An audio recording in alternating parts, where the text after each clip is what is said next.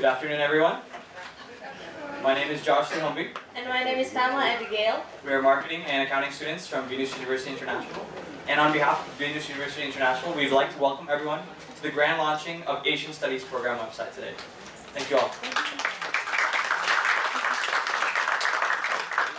We would like to welcome our honored guest, Ms. Helen Faizi, Regional Consular of the British Embassy in Jakarta, Dr. Firdaus Alamsyah, Executive Dean of Venus University International, Ms. Rahimah Abdul Rahim, the Executive Director of the Habibi Center, Ms. Elaine Tan, the Executive Director of the ASEAN Foundation. Thank you all for being here today. To give a brief welcome, we would like to invite the Executive Dean of Venus University International to the podium, Dr. Firdaus Alamsyah.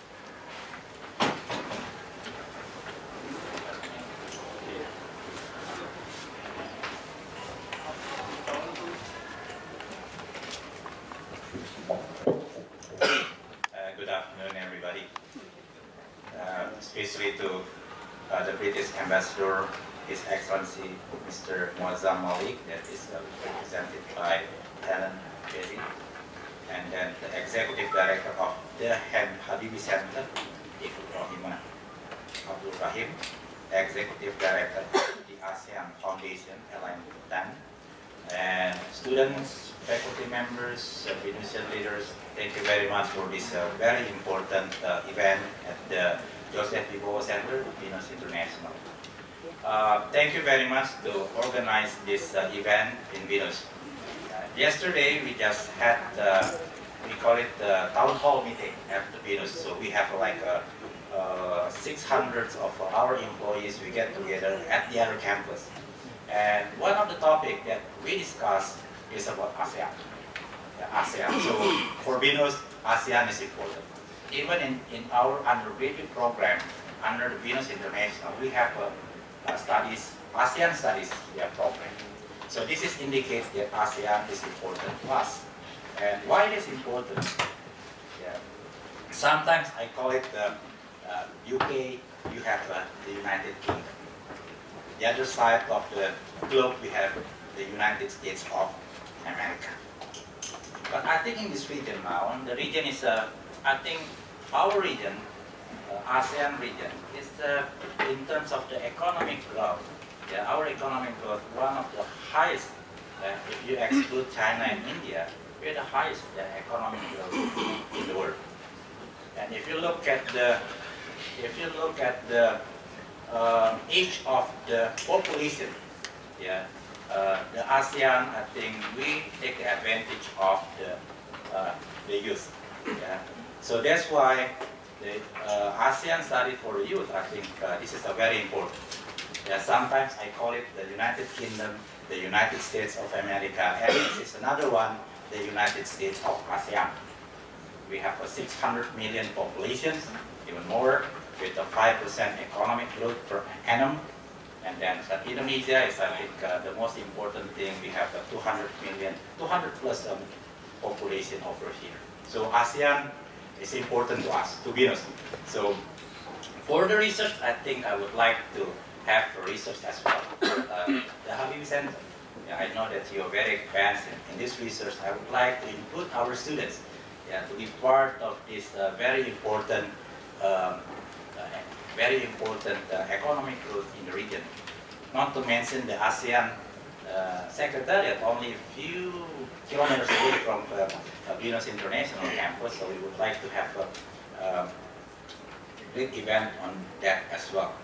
So the Habibi Center, and then also with the United Kingdom, we have a cooperation with the UK University Northumbria. We even ran together Venus Northumbria School of Design, and even the Minister of Education and Research came here when we launched the program.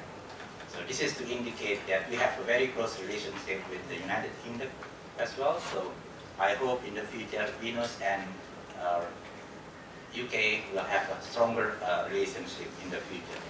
For ASEAN Foundation, I went to ASEAN Foundation about a couple years ago, 2 years ago. I met Dr. Makarim Wibisono, and now I would like to welcome Ibu Elaine Tan. I would like to see the cooperation between Venus and ASEAN Foundation in the future. We can have a more stronger relationship. We have faculty members here that are interested in the ASEAN as well. And at Venus, ASEAN is one of our important value proposition. We are trying to attract more international students to Venus. I know this is a very challenging, so I would like to see if in the ASEAN studies that we also can include some students from other countries also attend to Venus, and then so we can learn more about ASEAN. This is, I think, ASEAN is the center of growth globally. Yeah, I think we are looking forward to having more, more employees come from other countries to work in Indonesia. So this is an opportunity for Indonesia as well. So we would like to see Indonesia is growing, and will be a very dynamic place to work, to contribute, and that's all of us here. So again, thank you very much for the Habibie Center to organize this, to UK Embassy, and then for the ASEAN Foundation. Thank you very much. I hope you enjoy this. Thank you.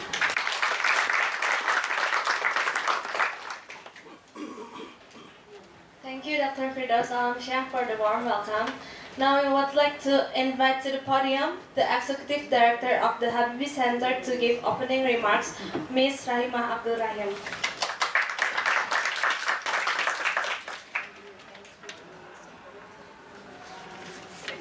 Good afternoon, everyone.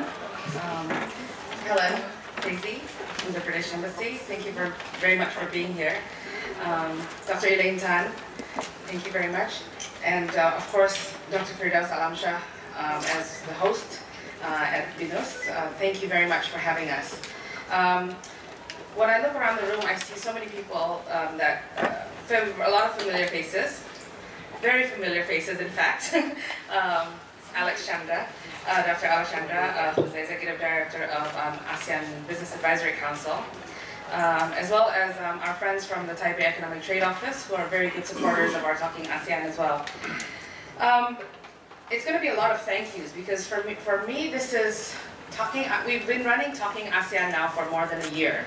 And it's been very successful thanks to my team, thanks to my very capable and excellent team, Ibrahim, Wiria, Fina, where are you guys, and Aziza and Rahma. They have always put on a good show. And I like to say that it's a show because when we talk about discussions and we talk about the discussions that we have on our ASEAN programs, we try to reach many different kinds of audiences, because we feel that ASEAN shouldn't just be talked about by those who study international relations, those who are looking at ASEAN, those who work at the ASEAN Secretariat. It should be a subject that it should be issues that matters to many, to all. And someone asked me, it's like, you're going to do this at Venus? I said, yes. Why are you having it at the Senayan campus? Why not in the campus where the International Relations Department? I said, no, I want it here. Not just because it's closer, but not also because my good friend Wulan is here, but because I want ASEAN to be talked about outside of the international relations realm. Venus International has a business faculty, if I'm not mistaken here. Those are the people that should be talking about ASEAN as well. Thankfully we have Alex here as well, so he could probably be one of your lecturers as well one day. There, I just drafted you for a job, Alex. And now why we took this topic, embracing ASEAN community, a youth perspective, and why did we bring it to campus is, for the past year we've had Talking ASEAN, and it's been held most of the time at the Habibie Center offices, which many of you have been. But we also wanted to increase that. We wanted to take Talking ASEAN to campuses. And this is the first. The first, we chose Venus. And thank you very much, Dr. Firdaus Alamsyah, for the gracious hospitality, and of all the people, everyone at Venus, who have been very helpful in putting this together. And we hope this, as you said, we hope this is the first of many, and not just hosting, but perhaps a lot of collaborations. And bringing people together is what we like to do. and putting people in touch with each other and making those connections is what ASEAN is all about. And when we have the ASEAN community in 2015, it's the beginning. It's the beginning of connections. It's not a deadline. It's not an event. It's going to be the beginning of many connections. And the youth perspective is one of the most important, because 2015, like I said, is going to be the beginning of things, and the youth are the ones that are going to be carrying it forward. This also is also a very auspicious moment as we will launch later on the ASEAN Studies website, and I have my colleague that will tell you all about it later. But why we thought this is important is because we want ASEAN voices to come out. I'll tell you a little bit about my experience in working with ASEAN issues. I've been invited more to talk about ASEAN in other countries, or with other people, with the British, with the EU, with Australia, with New Zealand, with China, with Taiwan. Those are the ones that are concerned about ASEAN. But are the people in ASEAN concerned enough about ASEAN? That's what we need to ask. And that's where that's the website that we will be launching later, will provide a platform whereby ASEAN voices can be heard. And it is precisely what Firdaus mentioned, research collaboration. This hopefully will be a platform where students can start exploring to write articles, short articles that will be featured in the website that will hopefully reach all over the world, not just within ASEAN. So it is my pleasure to welcome you to this event and to invite you to our future Talking ASEAN events. If you haven't already given your name and your email details to my colleagues, please do. And also, if there are anyone from other universities that are interested in having Talking ASEAN be at their university, and please let us know. So without further ado, let me just close this and stop rambling on and on as I usually do, because I've been working at the Habibi Center for so long. I think I've caught the Habibi virus of not being able to stop talking. But I will stop now and hand it back to our wonderful MCs from Venus. Can we give them a hand as well? This is not my first time experiencing these two, so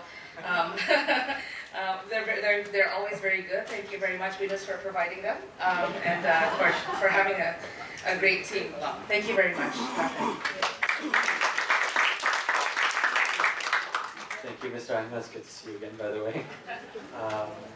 And now, to give the keynote speech on behalf of His Excellency Ambassador Moazzam Ali, please welcome the Regional Counselor from the British Embassy to the stage, Ms. Helen Faisy.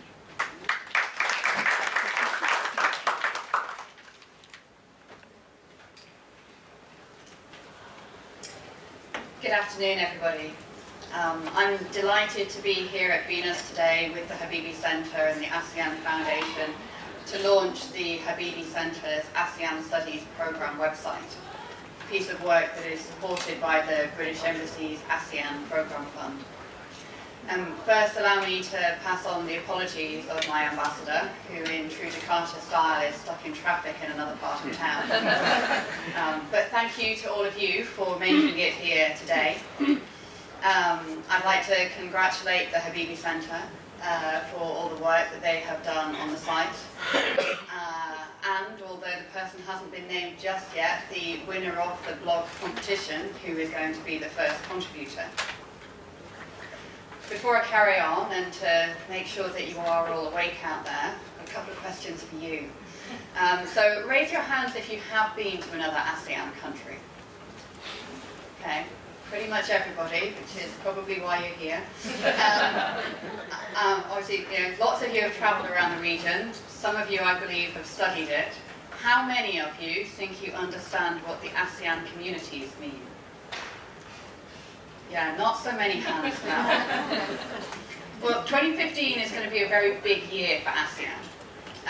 The communities are, as is often said, a milestone for integration in Southeast Asia, and an important one. When he assumed the chairmanship of ASEAN, the Malaysian Prime Minister listed among his priorities as carrying out measures that were truly based on the vision of a people-centred ASEAN. I think coming from the UK, our experience as a member of the European Union taught us the importance of citizens, including young people, understanding the benefits of integration to them. And as ASEAN goes forward, its objective of being people-centred becomes ever more important if the citizens of ASEAN are to understand and to contribute to its future development. Increasing general understanding of what ASEAN means, so that more of you are then able to raise your hands in answer to my earlier question, is one of the reasons why the British Embassy in Jakarta is very pleased to be supporting this website. We know that it's important for young people in ASEAN countries to appreciate each other's aspirations for the region and to be inspired to take part in building the future of ASEAN. And so we see this website and this blog as one way of reaching out to them, encouraging them to share their views online with others across the region, and I hope also to share with their wider communities.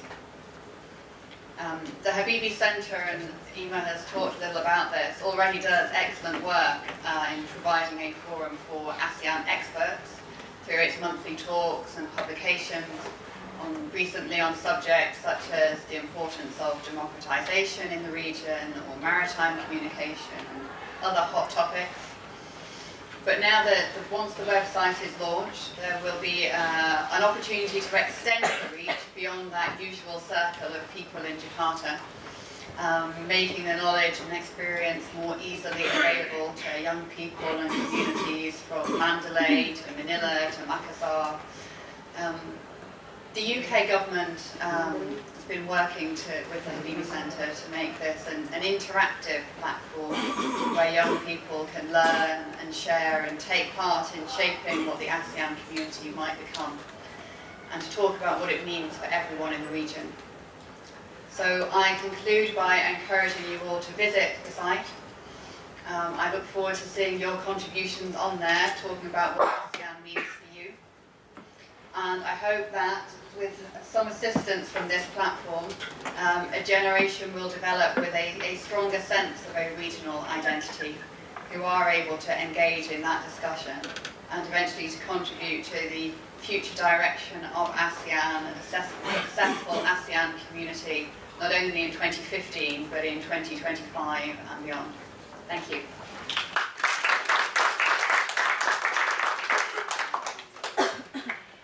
Thank you, Miss. Actually, we would like to go straight into the signing ceremony for the placard. I'd like to, invite back Ms. Han back to the stage, but also Ms. Rahima and Ms. Elaine Tan to please sign the placard for us.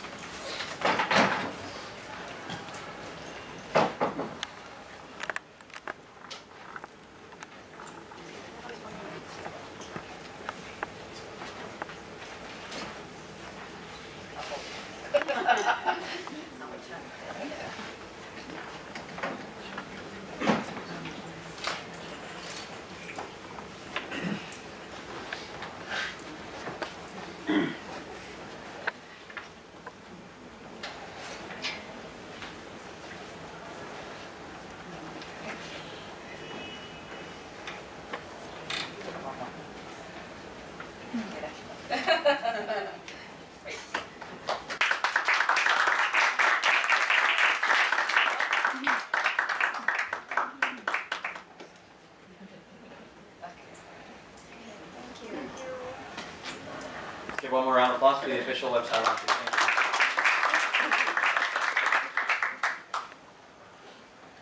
Now we would like to welcome to the podium the Communication Officer of the Habibie Center to give brief presentation and explanation about the website launch, Ms. Rizka Aziza.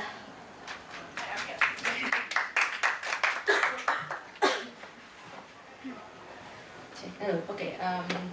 Hello, good afternoon. My name is Aziza, and can I stand here instead? Yeah. Because, okay, I'm gonna give a brief explanation about our website. And Thank you, Ms. Vina. Okay, maybe some of you come to our soft launching, which held like 3 weeks ago. This is the most recent version of our website. We also have news, and then we also have some updated news in here. Okay, this is the first one. Can you go back? Okay, we have a buttons at the above of the website. We have which will bring you to some pages. The ASEAN voices. For me, it's the most interesting part, but I'll get back to you later. Okay. Okay. This is the big picture here. Is for the 3 most new our articles and news, right? You can see this is from the last Talking ASEAN, and then we also have another news. Yep, the news from the special Talking ASEAN in our anniversary last month, and then we have the upcoming events. Maybe you want to see, you know, what is the next Talking ASEAN is about, when is the date. You can click. And then it will get you the flyer. Maybe I usually send it from through your emails, but if you cannot, you didn't get it, you can just go to our website and then click it. You can download it, and then you can send it back to me. Okay, going back. Okay, and then in the bottom we can see the ASEAN brief and the discussion report and galleries. These 3 link is actually the same with the buttons up front. Okay. Okay, now we're going to the About Us section. Okay, here you can see the description of our activity, of our program, and also the people behind it. And there's me. Okay, okay, that's me. Okay, thank you. And then next is the news. Okay, if you click the news section, we can see the first and the newest news, the most recent news. And then the other, you can see the old one. And then if you click, okay, yeah, this we have like the collection of our news. Okay, and then the next one is the publication. This is also the interesting part. So, yeah, the first one is ASEAN brief. We have actually right now we have 2 editions.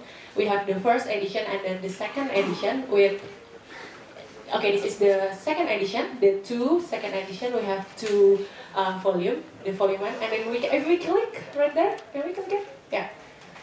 Yeah, you can download it. It's on PDF, you can print it or download it. You can also share to your friends. It's very useful for your research, or maybe you want to make another, for your undergraduate scriptsy, right? Okay, and then this is the discussion report.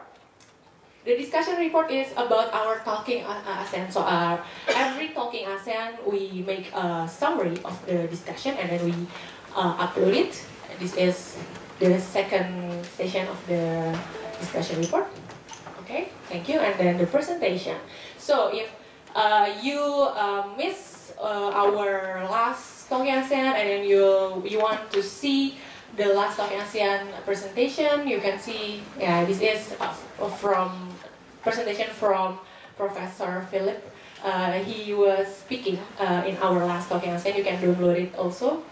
Okay, next is, oh yeah, this is the ASEAN Voices I told you, and it's the main things of the website. So you, university student, but actually it's not limited to only university student. You can write and contribute to our website by sending us the writings about ASEAN. It's like, what do you think about ASEAN? This is the voices, our voices about ASEAN, and we will put your writings in our website, and then we will pick the best writings to be printed in our newsletter, and then the newsletter, we will distribute the newsletter to embassies, to our organization, to NGO, which is a very good opportunity for students to know to be published. You can put it on your CV that you've write something and then you publish it in our website. It's something, guys. Okay, and then you can also see the requirements of the writings here. You can see it in our website, but I'll give you I read it for you. We expect to see like 900 to 1200 words, and then your submission you cannot send it to us if you have published it. So it must not already published elsewhere. And then you can send it to our email thcasean@habibicenter.or.id, and we have no deadline actually. We open it for all year round, but we will pick the best writing every month. Every month. Thank you, Virya. Okay, next. And we also have galleries. It's for the picture. So if you see our gentleman over there, he is recording our session right now, and then we will put it on our web. So please smile for the camera. And then we also, you can see the other collection of our pictures from our last events. And the last one I want to tell you is we also have a new project. It's a video project. It's about the comments or from students. This one we have from UMY, University Muhammadiyah Yogyakarta. Maybe let's see the video first. Okay.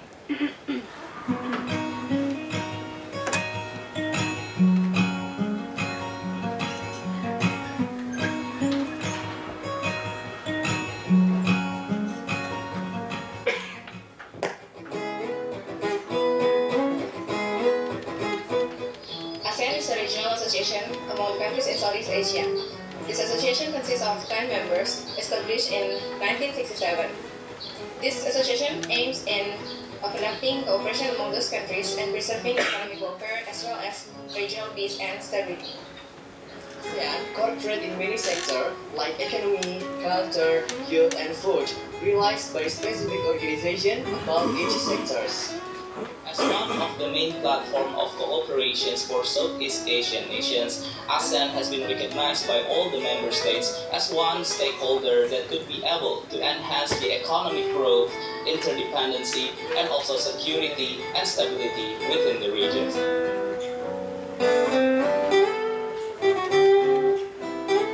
ASEAN community is the regional integration consists of the 10 members of ASEAN. The aim of the ASEAN community itself is to enhance the development and also the cooperation between states of the member of ASEAN. In order to materialize all of those ideas, therefore it was agreed at the 10th anniversary of ASEAN to establish the ASEAN Community 2015.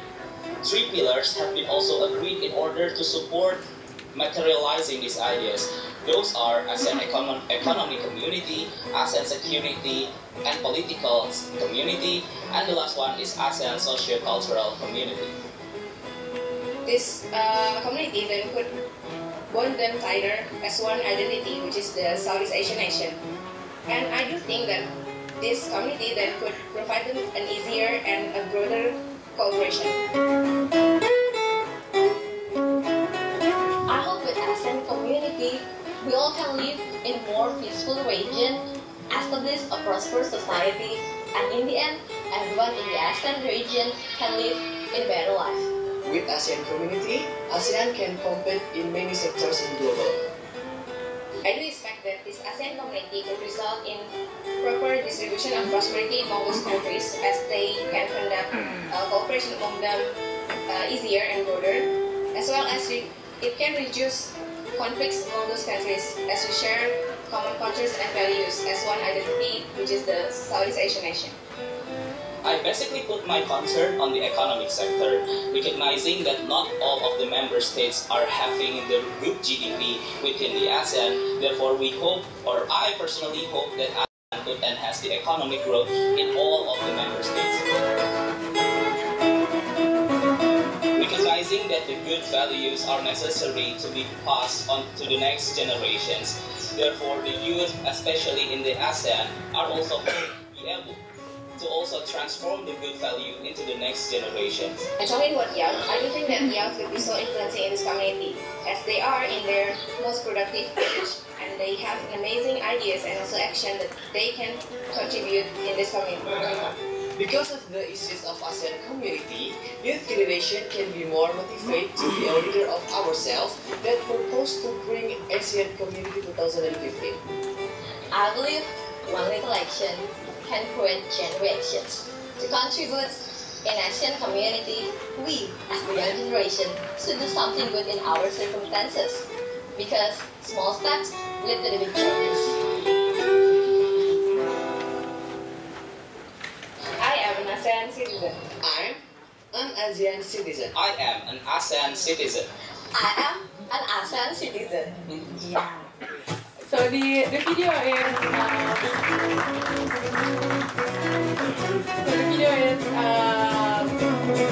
okay. Thank you, Fina. The video is parallel with our topics for today, which is the embracing ASEAN community from youth perspective. So they give us the the hopes, the expectation, the thoughts of youth to ASEAN, and we are expecting from maybe Venus can make their own video and we can put it.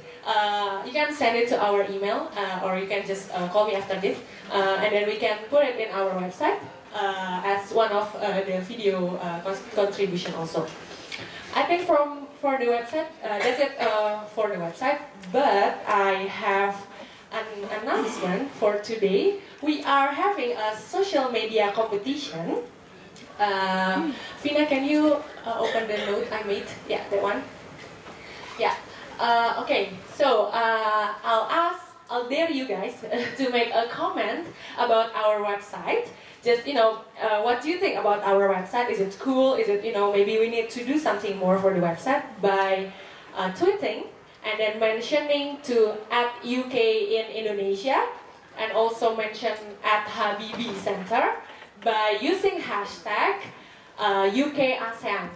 Yeah, and then I'll pick 5 the faster and the coolest tweets, and we have a prize. It's very interesting prize. I really want the prize. Can I have it at least? Oh no, okay, I'm sorry. And then I'll give you, I'll tell you the winner right after the Talking ASEAN. Okay? So we're waiting for the tweets. Please tweet as long as many as you can. Okay? So thank you very much.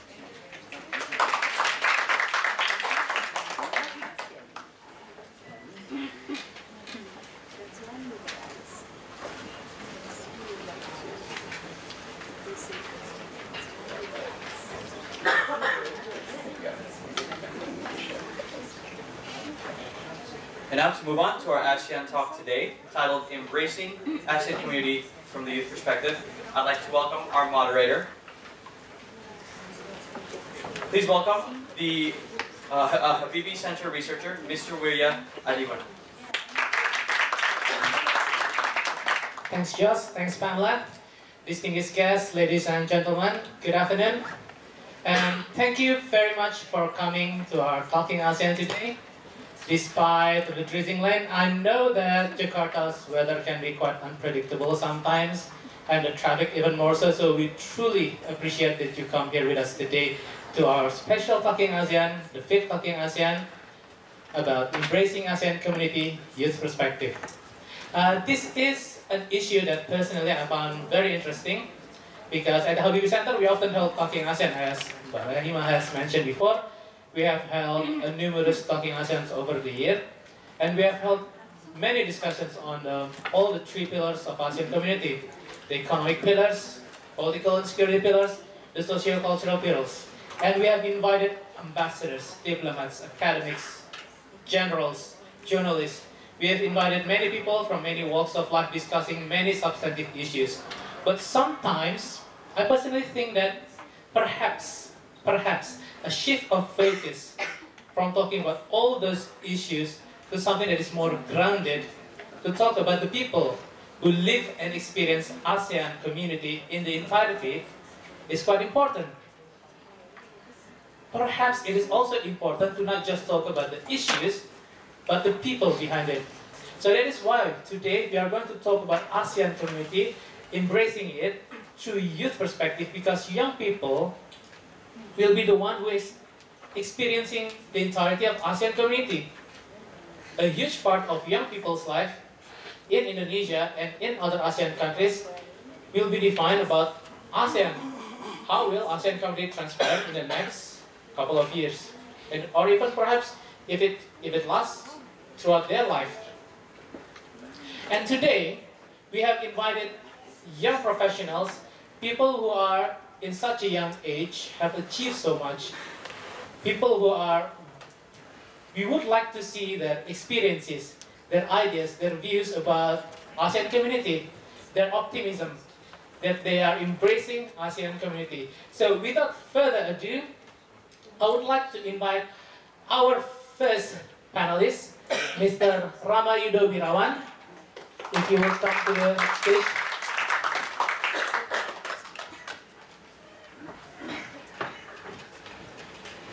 Thank you very much, Rama. Rama is a diplomat, Indonesian diplomat at the Ministry of Foreign Affairs. He is one of our main negotiators and our permanent representatives for ASEAN. And he has been negotiating for our country at the trade issues, all three. And Rama is also participated in the Presidential Speechwriters Program at Georgetown University in 2012. And he is graduated from University of Indonesia, Faculty of Economics. So thank you very much for being with us today, Rama. And the next speaker that I would like to invite is Ms. Tita Alwina Darabonsky Bushra.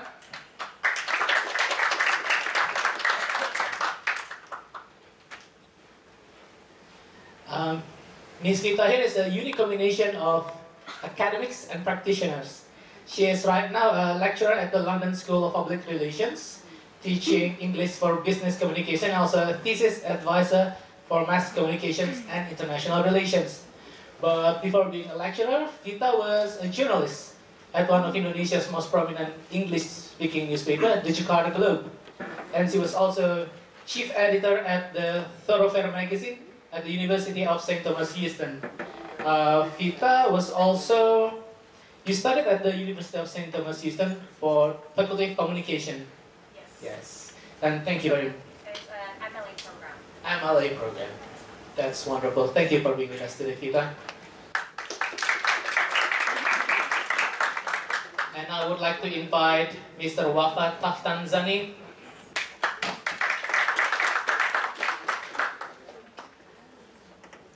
Mr. Wafa Taftanzani currently is a Deputy Manager for Corporate and Investment Banking at the Bank of Tokyo.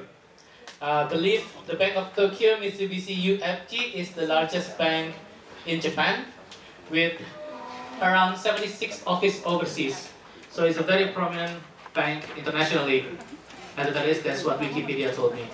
I'm pretty sure. At such a young age, Wafa has also started up a company, the Baselwood Indonesia.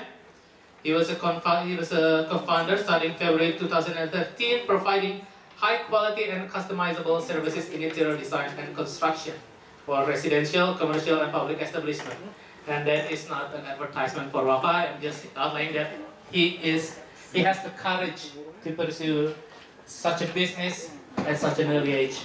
So Wafa, thank you again for coming with us today. And last but not least, Mr. Ibrahim Al-Mutaki. Ibrahim Al-Mutaki is my good friend. We work at the Center. He's the ASEAN Studies Program Coordinator. We're quite close friends, so there are many things that I can tell you about him, but not everything can be said publicly. So don't worry, Ibrahim. I will not tell them about what happens in Thailand, or Myanmar, or New Zealand, or London. But just joking, he's a wonderful guy. He's very smart. He did Master in International Studies at the Asia Europe Institute, University of Malaya, Kuala Lumpur, where he passed with distinction. And he also holds a first-class honors degree from the School of Oriental and African Studies, University of London. where he studies BA History and Politics. His key interests include ASEAN regionalism, foreign relations, and international security. So, with all those credentials, I'm sure that we will have a lively presentation and hopefully a question and answer session later on. But for the first presentation, I would like to give the floor to Mr. Ibrahim Al-Mutaki. Okay, good afternoon everyone, and thank you for the interesting introduction.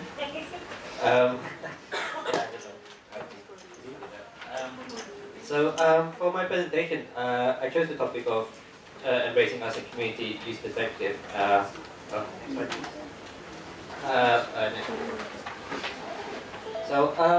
think the term that we use is quite interesting when we use the term embracing. Because I think when it implies to accept or receive something willingly or gladly or openly. And I think this is the key point when we say embracing the ASEAN community, because it has an altogether different meaning when we just have this ASEAN community thrust in front of us and being told, just take it or leave it. So I think maybe in some ways it is a fair criticism of ASEAN in the past that it was a very elite-driven process and it's operated in a very top-down manner. But I think in recent years they have been trying to change that. Next slide, please. So when we talk about embracing the ASEAN community, I think we're also talking about awareness and knowledge of ASEAN itself. In simple terms, how can we embrace something willingly, openly, or gladly if we know nothing about it? And to use an analogy, it would be very much like an arranged marriage. It would be like marrying someone we don't know. So in this sense, it's ASEAN community, this husband or wife that we're marrying and we know nothing about. Next slide, please. So as a researcher with the Habib Center for the last 3 years, I think it's fair to say that not many people know much about ASEAN. Knowledge and awareness of knowledge and awareness of ASEAN is pretty poor and quite low. And I think it's also surprising when we have delegations from Thailand, from Myanmar, not the ones that I have secrets about, but they often very surprised that we here in Indonesia know very little about ASEAN itself. Because there's always this expectation that because the ASEAN Secretariat is here in Jakarta that people would know about it. I think, the taxi test, if you just go outside, take a taxi and ask the driver, can you take us to the ASEAN Secretariat? Most of them would give that expression that The Rock, that The Rock gave us. Supposedly Jakarta is meant to be the capital of ASEAN now. And yet people still here don't know much about ASEAN. And next slide, please. Since we have Ms. Elaine Tan from the ASEAN Foundation, I think it would be amiss of me to not mention the study that they did in 2007. And it targeted about 2,000 students from the 10 universities in ASEAN countries.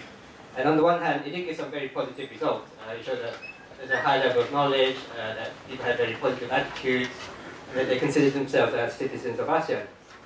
But in the next slide, if we go beyond the flash report and we actually read the research paper itself, what we find was there are some areas of concern. So for example, there was the statement that if ASEAN didn't exist, it would make no difference in my life. That found agreement with 52% of people. In countries like the Philippines and Thailand, not many people could identify the ASEAN flag. And also, the last point was that among the 6 ASEAN countries, the founder members, we start to see ASEAN as this old news, as boring history. And next slide, please. Here's the thing. This survey was done in 2007. That was 7 years ago. And I think it's a shame that it hasn't been followed up. I think it's a shame that there hasn't been an effort to find out what's the state of ASEAN knowledge and awareness among young people today. And we need to know, has it improved, has it increased, has it gone down? So, I was trying to find my own research, and these are some of the comments I found from more recent years. People saying that ASEAN has no meaning, that we don't have this feeling of ASEAN, that much of people in the region don't know much about ASEAN countries, and the last one, yes, I live in Malaysia, yes, Malaysia is part of ASEAN, but I just don't feel ASEAN. I think that's something that maybe not just Malaysians would say, but here, even Indonesia would say. In the next slide, also I think another problem is that this survey focused on the 10 capitals of ASEAN. And as we in the Habib Center always mention, this ASEAN community is more than just looking up Jakarta, Kuala Lumpur, Bangkok, Singapore. What we must figure is about the people who live outside the capitals, especially in the border areas, because this is where the ASEAN community will have the biggest impact on the lives of people, including the young people. And I think what we really need to know, therefore, is how do young people in these border areas feel about ASEAN? What do they know about ASEAN? Next slide, please. And I think beyond the basic awareness of ASEAN, just the flag and the member countries, what about the substantive knowledge? I mean, how many Indonesians can speak Burmese? How many of us here can speak Thai? I mean, officially English is the working language of ASEAN, but if we go outside of the capital, not many people outside can speak English. I personally, my Bahasa isn't very good, so when I go outside Jakarta, I struggle because they can't speak English, I can't speak Bahasa. So here's two headlines that I found. On the left, they're asking, can Bahasa Indonesia become the language of ASEAN? Whereas on the other side, it's from a Thai website. They were saying that Thai students are learning Bahasa. I think this is probably one of the problems that we Indonesians have. We expect ASEAN to adjust to us, whereas we're not making adjustments to get ready for ASEAN itself. Next slide, on the fears and worries. Where in a situation where knowledge and awareness of ASEAN is poor and low, I think it's quite natural that a lot of fears and worries are being generated. I think the principal worry here in Indonesia is that we're just not ready.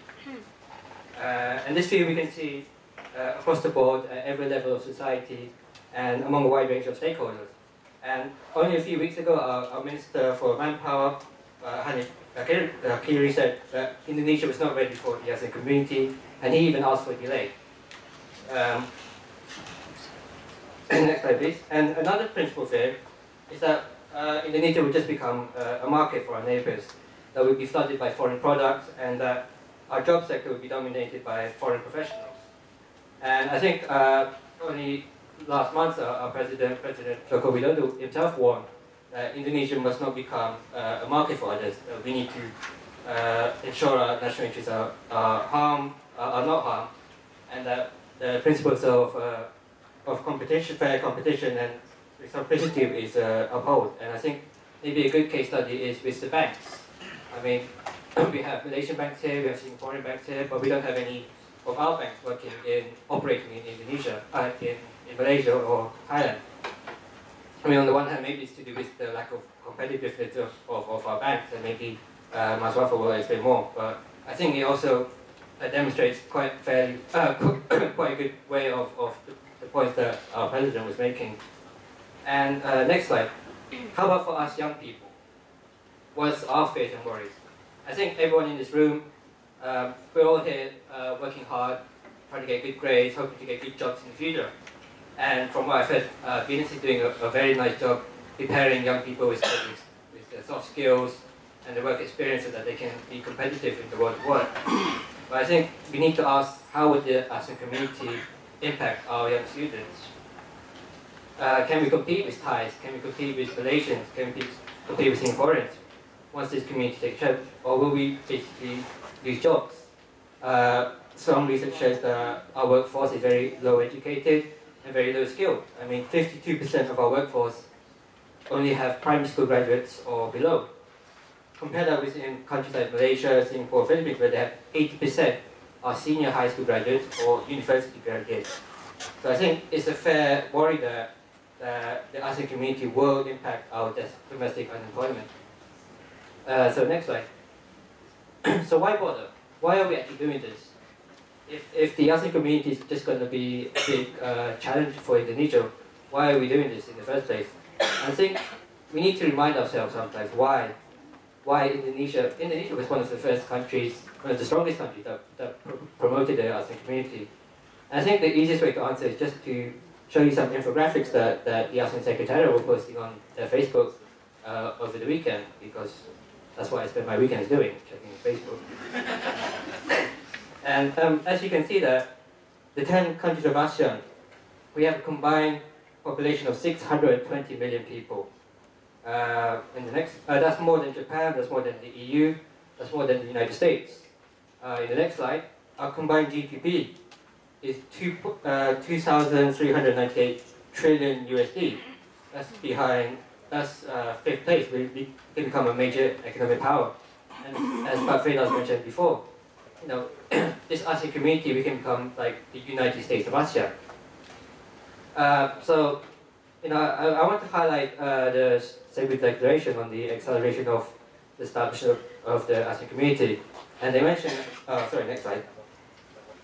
And they mentioned about how the whole point of the ASEAN community is to have this vibrant economy, deeper political and security cooperation, and a stronger social cultural linkage. And I think this is very important because ASEAN community is not just about the economy. We must never forget about the other pillars, about the political security and the social cultural. In the next slide, I want to highlight maybe some of the key features of the social cultural community, especially look at the plan of action.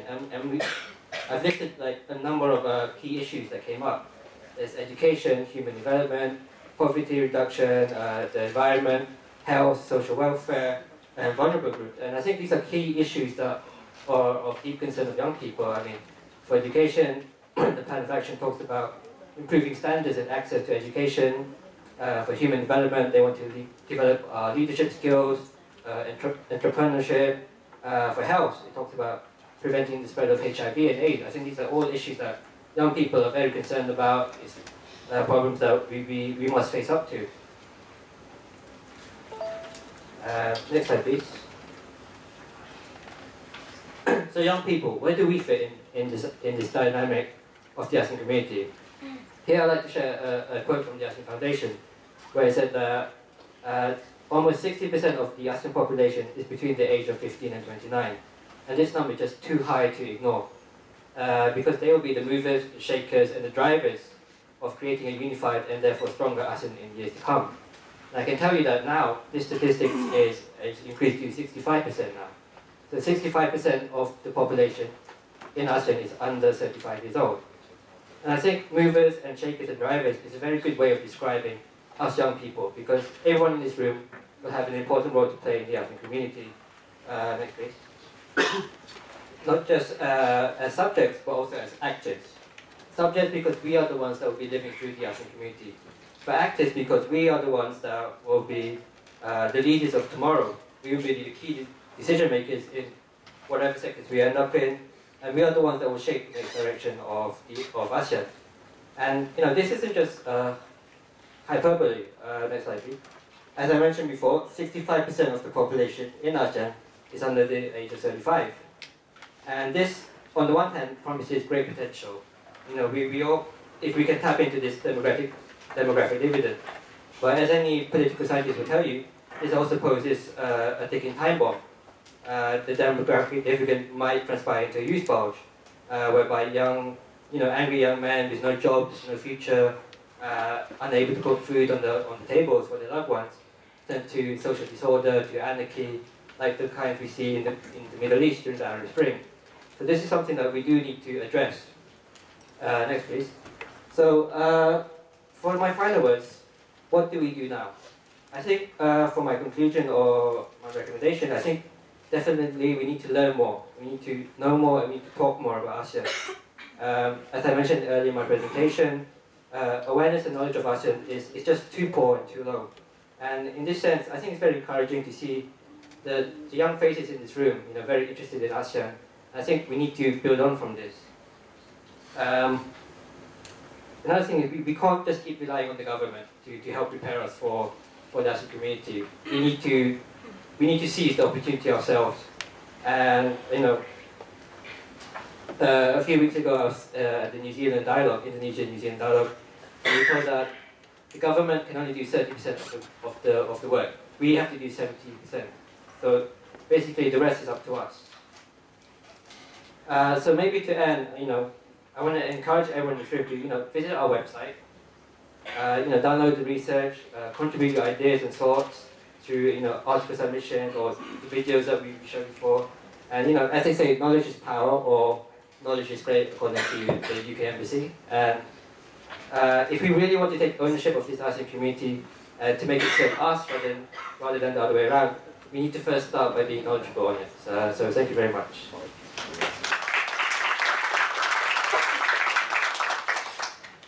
Thank you, Ibrahim, for the helicopter view of what young people will be facing soon in the ASEAN community.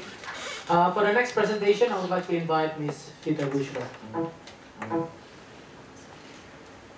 Thank you very much, Mr. Yuria.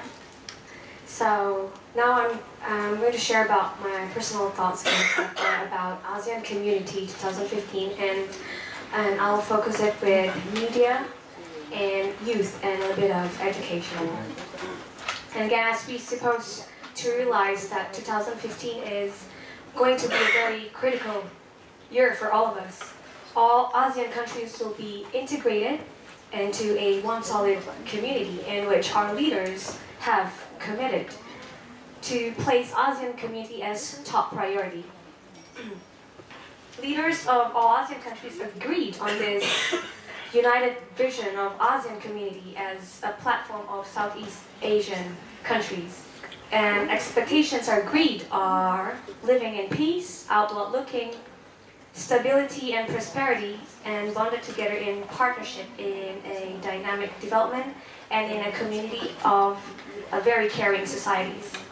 And by the end of 2015, ASEAN countries will be transformed, as we all know, into an area that encourages the free flow of goods, services, investment, and skilled laborers. But many ASEAN people, including young people and students, and somewhat me, myself, do not yet know much about this.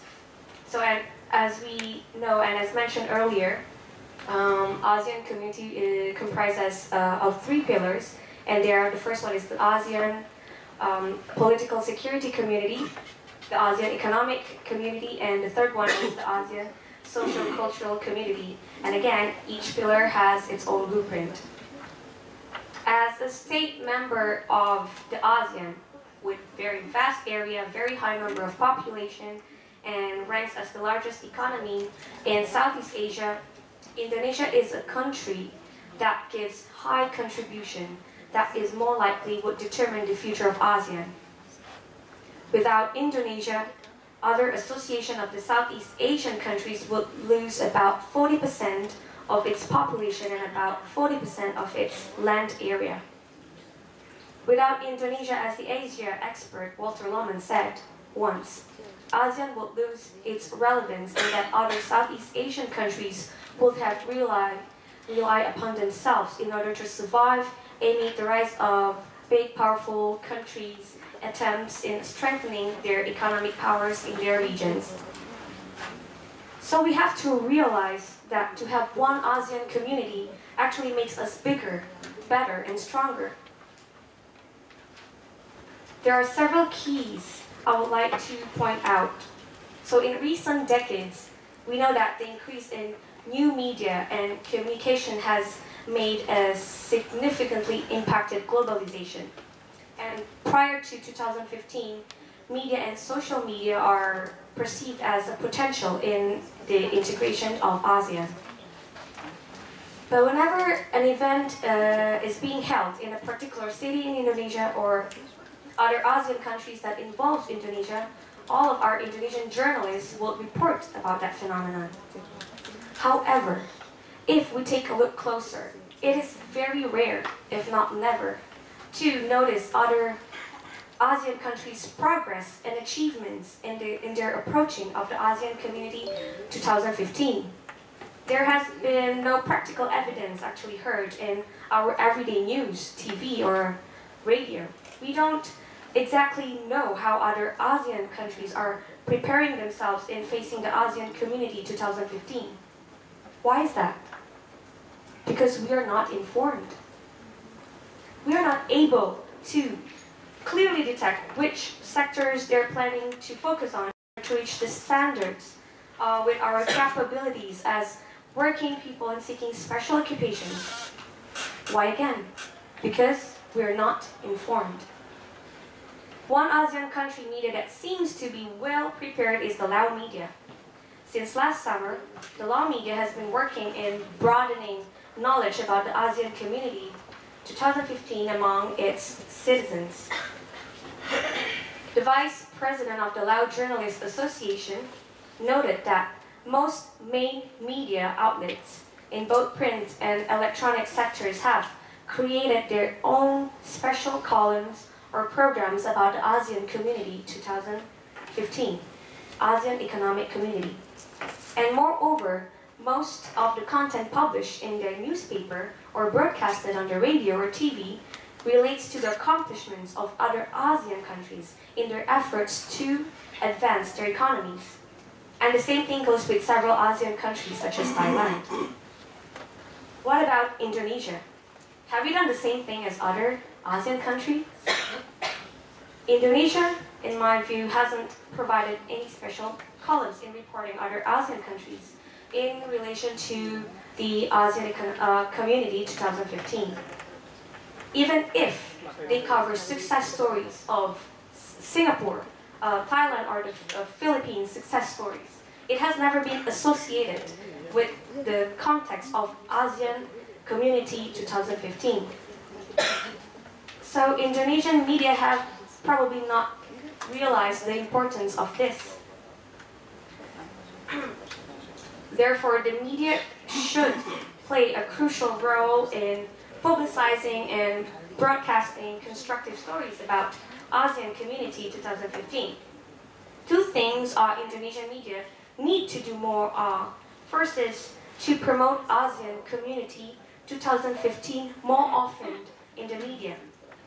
And second is to cover stories about the accomplishments of other ASEAN countries so that our readers, Indonesian readers in particular, can be more motivated and be as competitive by comparing themselves in other ASEAN countries, communities.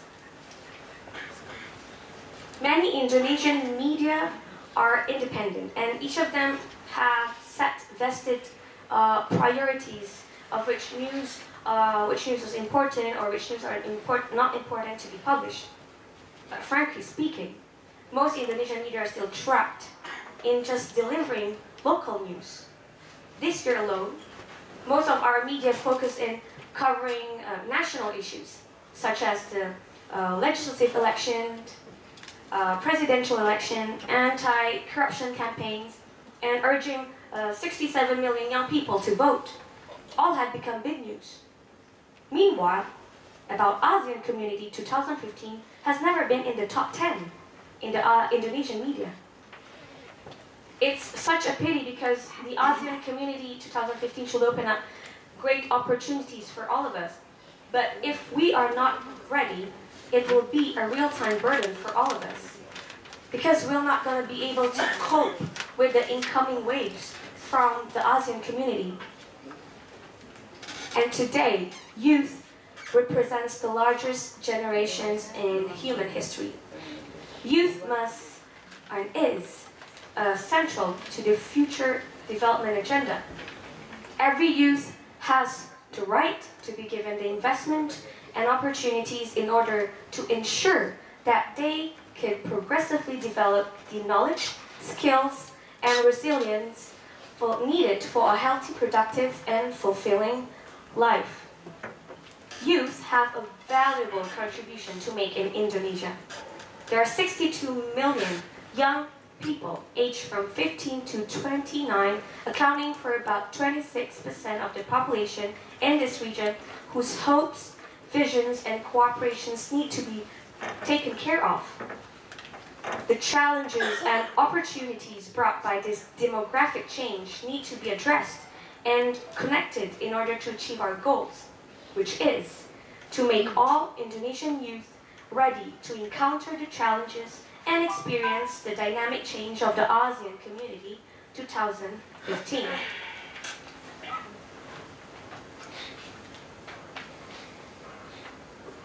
Then there are around 620 million people that our task, therefore, is to make our voices, our works, our ideas count in the thriving globalization of highly competent, highly experienced, multi-diverse human beings. why it's critically important to invest in young people, like us. First, because we are future leaders who will hold these responsibilities in the near future.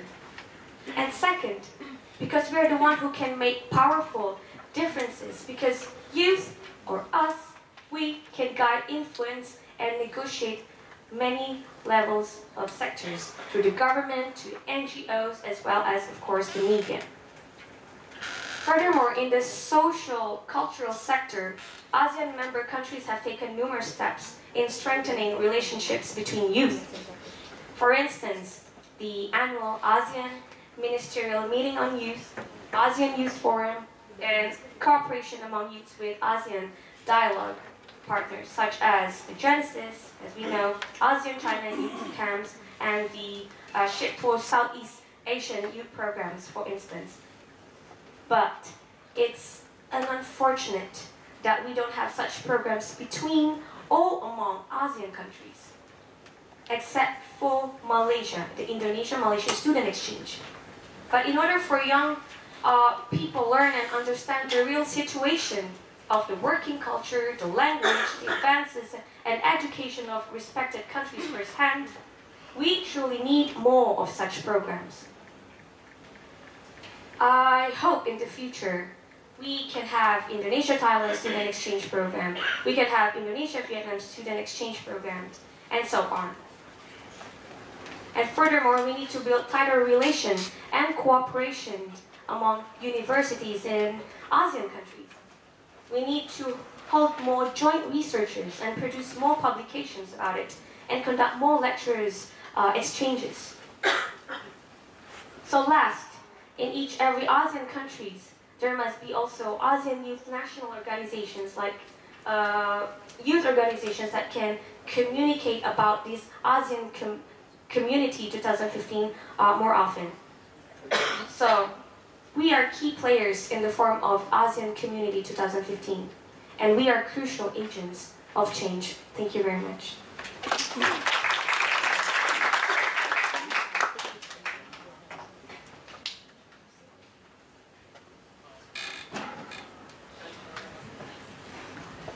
Thank you very much, Vita, for the inspiring presentation.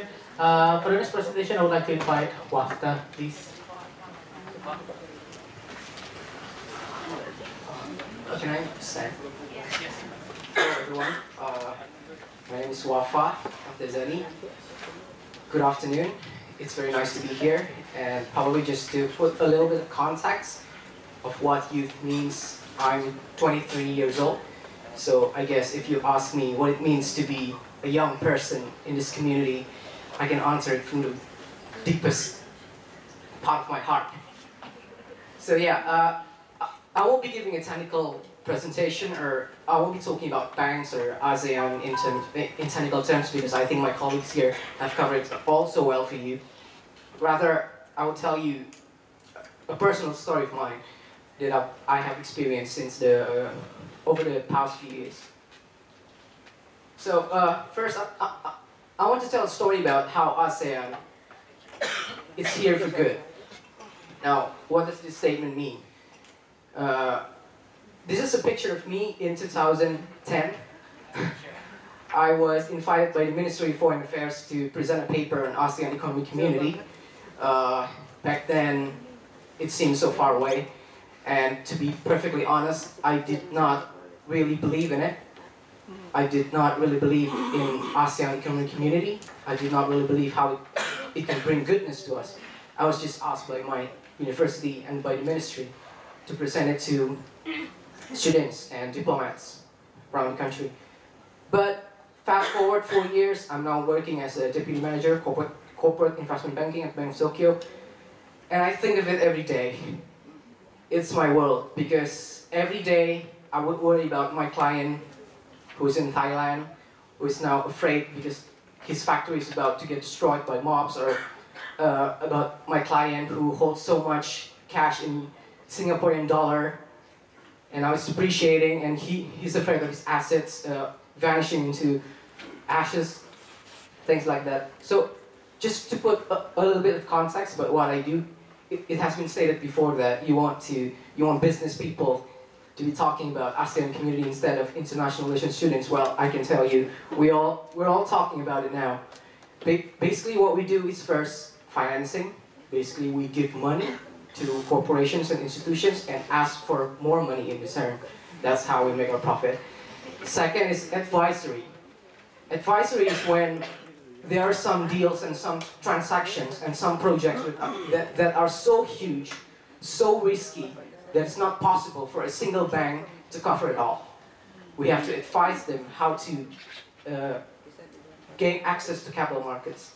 We have to advise them how to structure the project and the transaction in such a way so that we can minimize the risk and maximize the returns. We advise them which institutions to approach, we advise them which banks to approach. And of course, we advise them on how to use the money that would give us profit. And the third is the most important, sales and trading. Sales and trading means we sell them goods and services that they can buy with our money that we give to them. So that's how we make our profit as well. What we sell are stocks, bonds, commodities, and currencies. For commodities, we sell them oil, we sell them crude palm oil for aviation companies, and we help them to manage the risk in fluctuations of the price. That's how we do business. Anyway, yeah, we've been talking about ASEAN now because there are potentials that they will probably integrate stock markets. We have now more regulations to think about. We used to think only, okay, our client wants to do business in Indonesia. We'll read the Indonesian banking regulations. Not so now. We have now clients who wants to do business in Indonesia but wants to have their manufacturing based in Thailand, their corporate office in Singapore, their treasury center in Manila, but they want to sell all the products in Indonesia. So we're now looking at 4 regulations at once. And we have to work very intensively with bankers around the region, from Singapore, from Thailand, from Philippines. I've only been here for 3 years now, but I've been to almost every country in ASEAN, and I've worked on various deals on almost every country in ASEAN. So yeah, it's here for good. What does it mean? Well, it's either here for good, it's here forever, but it won't bring any good, or it's here to do good for us, although it won't last forever. But of course, the best thing is that it's here for good forever, and it brings goodness to us. That's what I hope ASEAN would stand for. Next. Okay, the second story is probably about how everyone wants to give you a scholarship, literally. I know probably get 5 to 6 emails a day from various institutions promoting their scholarship programs. Now, what does it mean, both real and fake? Well, because obviously there are real scholarships provided by real institutions, and there are fake scholarships, which are basically glorified discounts. Now, I'm not saying that students should not welcome these opportunities with open heart and open mind. I'm just saying that you have to be careful not to be fooled into going to something that, had you known better, you wouldn't go into. Literally, every business school wants to give me a scholarship, wants to give me a discount, every institution. Why? In my personal opinion, when they see an ASEAN citizen, a young ASEAN citizen, they would see someone that they can justify giving scholarship for. I mean, he comes from a third world country, the country is not developed, it's millions of poor people, but it's not such a risky investment that they would be afraid that this guy wouldn't probably become anyone. Jakarta is such a huge metropolitan city with global business opportunities, so they have this view that investing to a young student in scholarship from ASEAN is actually a good investment, because there's a huge chance that in the next 15 or 20 years he or she would be the CEO of a multinational corporation, or a high-ranking government official, or a high-ranking political party official. So this is a good investment for them, especially China. They want to have the good side of us, young ASEAN citizens. Next. Yeah, so the third story is about inequality. In 2010, after presenting the paper, I was interested in ASEAN. So I took a few friends of mine, 5 of us, I studied at Paranan Catholic University, by the way. We studied international relations. I took 5 friends of mine. We flew from Indonesia to Vietnam, airplane, and then we went through land routes from Vietnam to Cambodia, to Laos, to Thailand, Malaysia, Singapore, and then using airplane to Brunei Darussalam, and then back to Indonesia. So basically Myanmar was the only country that we didn't go because obvious reasons, logistical and political reasons. What we saw was amazing. Inequalities everywhere. We had to... My friend there, he looks poor, but he's actually very rich. He has rich friends everywhere, so one of his friends took us with his Range Rover to the land border of Cambodia and Thailand. And from there on, we had to walk, and we walked alongside goats and chickens who also wanted to cross the border. So yeah, that's how inequality was. This was in Phnom Penh, Cambodia. We bought over a tuk-tuk from a nearby tuk-tuk driver and drove around a little bit. Luckily, the police didn't caught us because I think it was illegal to do this. But on this road, you can also see BMW, Mercedes-Benz, and people who are actually begging on the streets within the same field of view. So that's my story of inequality. But inequality is not an obstacle. It should not be seen as an obstacle or a challenge or something that would hinder your ambitions or visions, but rather next opportunities. Basically, inequalities give so much opportunities.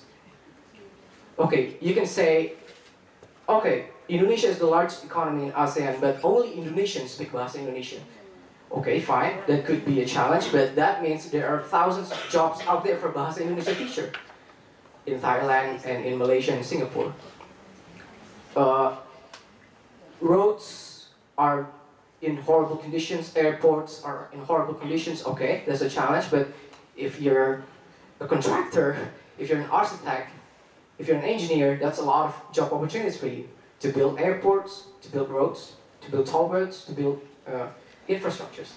This is actually a very, very, very fine example of how private corporation can benefit from the lack of ASEAN member states infrastructure. This is a project that I worked on as a banker, not with my own company. This was last year. Basically, this company taking advantage of the lack of infrastructures in Indonesia in terms of ports and roads, they transform a ship into something that would be placed in the middle of the sea for a long time, for 15 years, and then drill the oil well, and then deliver the oil directly using pipelines to various locations in Kalimantan, Bali, Madura, and Jawa. This is how they take advantage of the lack of ports, roads in Indonesia. So it's an opportunity for them, and I think we committed our capital around 300 million US dollars last year. That's around 4 trillion. That's how big this opportunity is for these private corporations. I can't give you too much details about this project, but this is a good example of how the lack of infrastructure can actually translate into an opportunity. It's also a good opportunity for young people to have jobs in this area. Basically, I can count less than 500 corporate and investment bankers in Indonesia. That might seem a lot, but considering that Indonesia has 250 million people, and we have so much huge need of infrastructure, we have a $1 trillion economy, we simply cannot cover them all. I mean, all of these foreign banks, American banks, European banks, Japanese banks, Singaporean banks, they are dying to give us money. They are dying to provide money for these infrastructures, but there's simply not enough bankers to go around. Not enough of us to analyze the projects, not enough of us to advise the corporations, not enough of us to channel the money. So there's a lot of opening actually. Next. Yeah, and with all these private companies coming in, I see another effect, which is corporate CSR. It's huge. Corporate CSR is huge because these companies are capitalizing on Southeast Asian people's tendency to tweet everything, share everything on Path and Facebook. They're trying to multiply the return on investments of CSR. Actually, a friend of mine last year quitted his full-time job to start a CSR consultancy firm, and I know he's doing well now. Okay, this is actually an initiative by my company, B10 Run for Donation. Basically, the company will donate 1 million for every single employee who crosses the finish line. We have 700 employees, so you can do the math about how much we're going to commit every year for CSR. Next. Yeah, and probably the last story is about how there's so much work to do, there's plenty of work to do. I mean, probably in the United States it would be hard for you to get a job, to find a job, but in ASEAN, I mean, there's always something going on every day. Every day I would worry about the holiday in Singapore. That means my Singaporean client cannot make certain transactions, which their Indonesian customers have been waiting for more than a week, things like that. There have been complaints. I mean, political instability in one country could mean that a certain corporation would cancel their entire project. That means a disaster for the bank because, say, we've been providing these capitals and now you're not going forward with it, things like that. And currencies, the different fluctuations and exchange rates of currency are simply blessing for banks, but that also means there's a lot of work to do. Yeah, in my line of work, some days there's not much to do, like nothing else to do, that you can actually download different wallpapers for your computer. But some other days there's so much work to do, like, yeah, this is my friend here, she sits next to me. There's so much work to do that you actually need 2 phones and 2 computers to complete them all. Yeah, that's how the magnitude of the scale of the work that we have to do. Next. So yeah, it's a brave new world for young ASEAN citizens, and I would say nothing much but other than good luck to everyone. Thank you.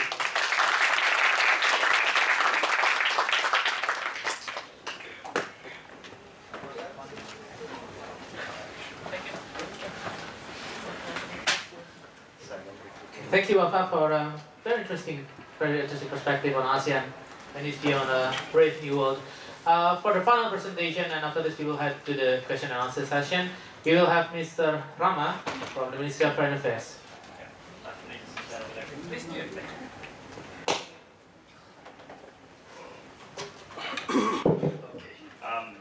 Thank you, Mr. Moderator. As the only government representative here, I'm obliged to rebut every argument that they have given to the government of Indonesia. But they have given us a lot of ideas to think about, and they're very valid, and it's been discussed all around, so they're well taken off. But as a diplomat, I have to shout out my thank you.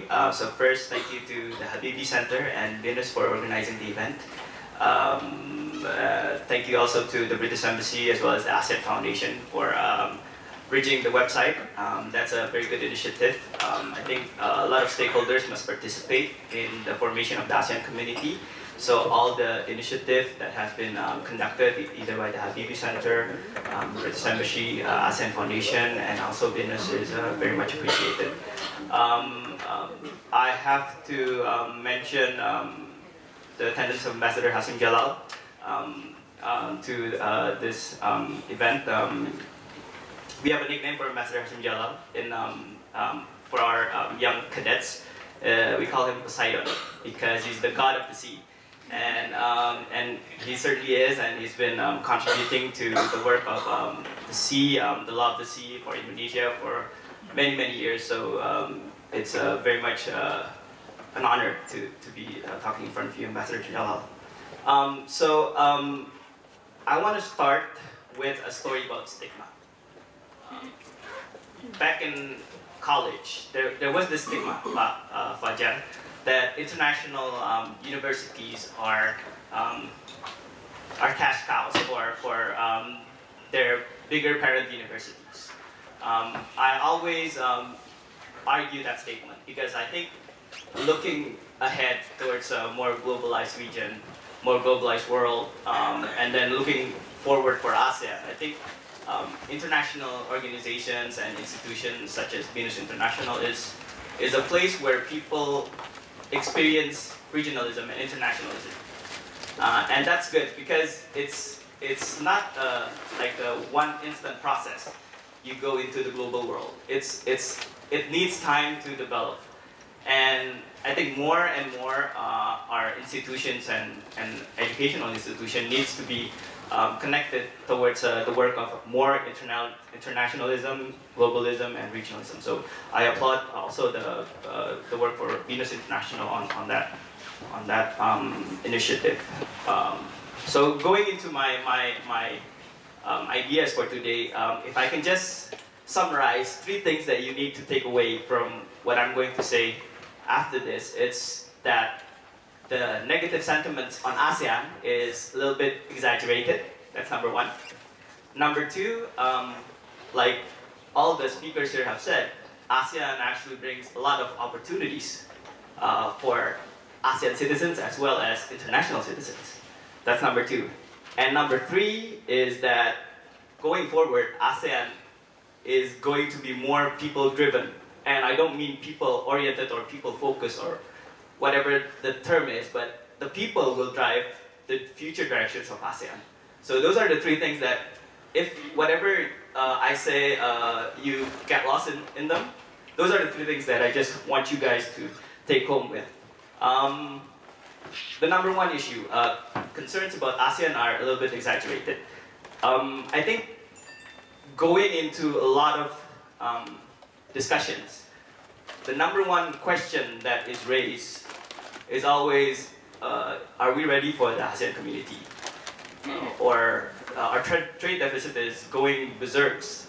Are we benefiting from ASEAN community? So to that question, we usually say that it is a fact that the trade deficit is apparent for Indonesia in ASEAN. Last year it was $13 billion US dollars. This year was 20 billion. But then the overall trade balance of Indonesia is actually getting smaller. So what you can see here and what you can take away here is that what we take from ASEAN, we develop it to something else. And then we ship it, we export it to another region, which creates surplus for us. So the 20 billion USD deficit from ASEAN is getting shorter by around 18 billion because we're exporting goods from that processing from ASEAN import. So that's one thing. And then the fact is that most of the imports from ASEAN is half-finished goods. They're not final products. So we import machineries for productions. We import raw materials from other ASEAN member states. And that's becoming a lower way, cheaper way to obtain our inputs. So that's the argument for the trade deficit issue. And number 2, the ASEAN economic community actually brings a lot more to the table than just trade in goods. It brings along trade in services, which creates a lot more opportunities for us to have companies in the other ASEAN region. It also, right now, foreign direct investment from ASEAN to Indonesia is actually around 17% of the total foreign direct investment. So it's been increasing over the years. And then the number of tourists coming to Indonesia as well from ASEAN, it accounts for about 1/3 of all tourists coming to Indonesia. So there are good things and bad things about the integration process, but then it is only an early stage of integration. And we're talking about right now for, free trade areas, free trade agreements. And there is a lot more to integration of custom unions, common market, and then you can have a single policy for the whole region. And we're not going there as yet. So it's still an early stage of integration. And we still have time to prepare ourselves, to prepare focus areas, priority industries to compete ourselves better in the ASEAN community. And then for the other communities, we're actually having more opportunities because there are things like student exchange that is being planned and being carried out, and the ASEAN Foundation is also one of the benefactors to that and has supported that substantively. And then we're going also into mutual recognition agreements where if you are accepted as an architect with a certain qualification in Indonesia, you can actually work instantly in another region with using those mutual recognition agreements. So there are a lot of things that will shape up in the next 5 years. So this is only the initial stage of the integration. So that's one thing that the concerns about ASEAN is a little bit exaggerated. Number two, the ASEAN community is a big opportunity. You can see like for every member states in ASEAN, for instance for Indonesia, it's double the area, double the economy, double the population. That means a lot more demand, a lot more areas to invest in, a lot more people to engage with. And these people, like Mas Wafa said, they're in different phases of development. So when I went to Myanmar last year, and you went to Yangon or Naypyidaw, you don't see KFCs there, you don't see McDonald's, you don't see your regular Starbucks, you don't see, you actually can build Alphamart there, or you can build whatever it is that you see works in Indonesia and then bring it there. Of course, there are regulations that you need to further adjust with, but there are a lot of rooms for economic growth there, and that's where the opportunities come in, because different stage of development means different opportunities. And like what we have in Indonesia, like for instance, you can see in Pantai Indah Kapuk, they're bringing a lot of ideas from maybe neighboring states like Australia and Singapore, and then they bring it to Pantai Indah Kapuk, and it works because there's not a competitor that has bring that initiative or concept yet. So that's one thing that we can also gain from the ASEAN community. And then lastly, the third issue is that in the future, ASEAN will be more people-driven. And there has been a lot of discussions lately of whether ASEAN should be somewhat like the EU, whether they need parliamentary system to bring out ASEAN policies. I don't think we're going to that direction yet. But then with a lot more people understanding the ASEAN process, the ASEAN community, I think there will be a lot of push for ASEAN to be more open and not just a government-centered association. It's hard to see, like for my personal experience, that the government's deciding the future of all the other community or the people of ASEAN. Sometimes they're overestimating their analysis. So there's need to be more interaction and engagement between the government and the stakeholders to develop like really solid policies in ASEAN. And I mean, but by developing solid policies, I mean not just on the ASEAN or the member states level, but also in the general ASEAN organization level. And then I think that's one thing, that the policy in ASEAN needs to be more people-driven, but the people has also to move around and experience ASEAN for their own. Like Mas Wafa explored ASEAN on his own and then explored opportunities, and then I think he got a couple of insights there of how the ASEAN member states' characteristics are different from one another. And I think people are looking at that because going forward, you would need this experience and knowledge, because there is no stopping it. You will work in an organization or a business entity where you have business in Thailand, you have business in Malaysia, in Singapore, in Laos, and that's because the borders are going down. So I think as an investment, I would personally go and then visit and study more about ASEAN as a youth generation, because you have still a lot of time to do it, and I think it will be a worthwhile investment for you to go in that route. And then you have to learn as well that the organization is giving you opportunities to do maybe 2 semesters in several ASEAN universities, so that can be also a way where you can experience ASEAN without personally investing your money. So those are the 3 things that I just want to share. And just to wrap up, if you see the ASEAN community, I see it as a race, a running race, like what's very trending in Jakarta. It's a way where we pace ourselves and see our abilities to run compared to other people. You might be in the front, we might be right now probably in the middle, we might be in the back, but then that's where we know where we are at the regional level. But then there's also competition issues. You don't want the competition to be irregular. You don't want any cheating on the competition. So that's where the ASEAN process, the government is doing its work, because we're the officials of the game. So basically, it's you practice yourself, you run, and then you go to the region as an ASEAN community, but then the government would be the officials of the run. All this talking about running is exhausting me, so I'm going to stop there, and I look forward to a fruitful discussion afterwards. Thank you.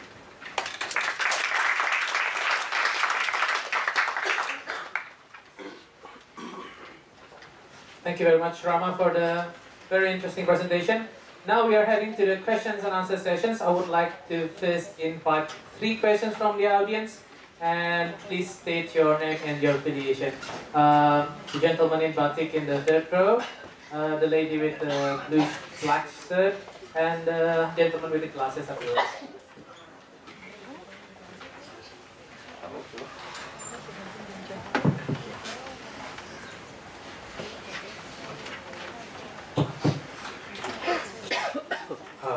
Thank you. Good afternoon, everybody. My name is Budi. I'm from Foreign Ministry. My question will be for Mr. Wolf and Dr. Zeni. Your presentation is great. It shows the how ASEAN actually works in the real life, affect our life, especially in terms of business. Now, when we talk about ASEAN, saying that that will be the region of the people-centered, people-oriented, and so on and so forth, you have already explained before that there are some opportunities related to challenges that can be switched into the, let's say, the business for the youngsters.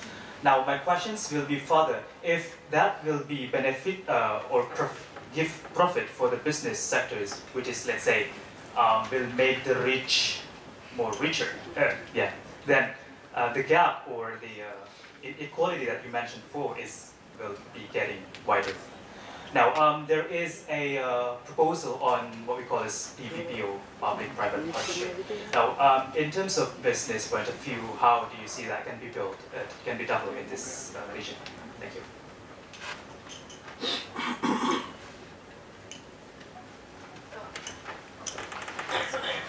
Hi, I'm Tani from Venus. I would like to ask to Mr. Rama from the Foreign Ministry about, you said earlier that it is not a concern for us Indonesian about the forthcoming ADC. However, as mentioned by Ms. Vika before, the Indonesian have lack of information about what it is going to be. You have said earlier that we can build an opportunity in Myanmar to build Alpha Mart and such. However, how come people know what to do if we don't have the information? And have there been any solution for that? And what is the action had been done by the government or the ASEAN department to cover such issues? Thank you.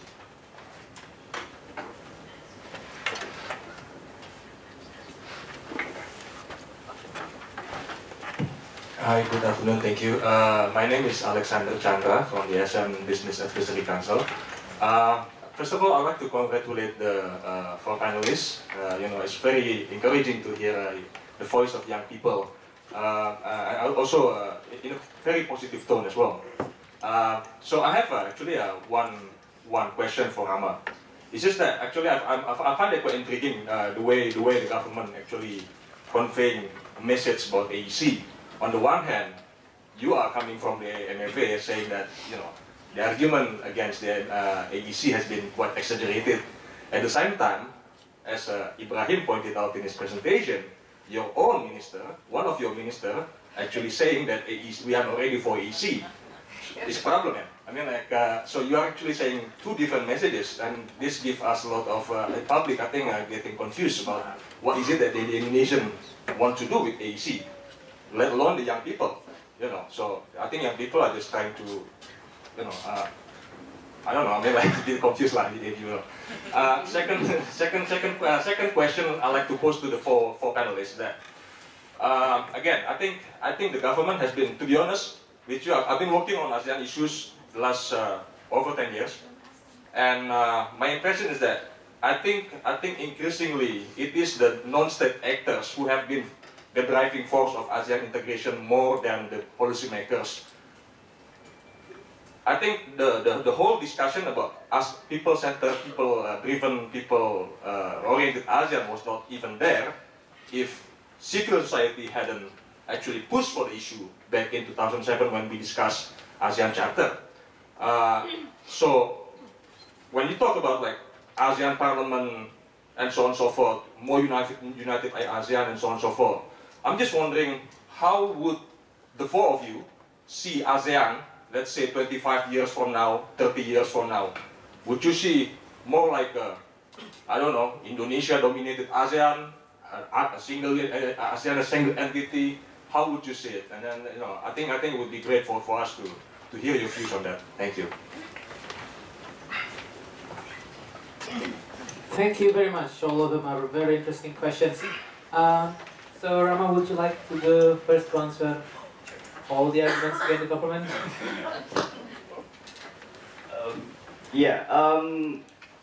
Valid points. All are valid points. I'll just start with Mas Alexander Chandra's issue on confusion. I think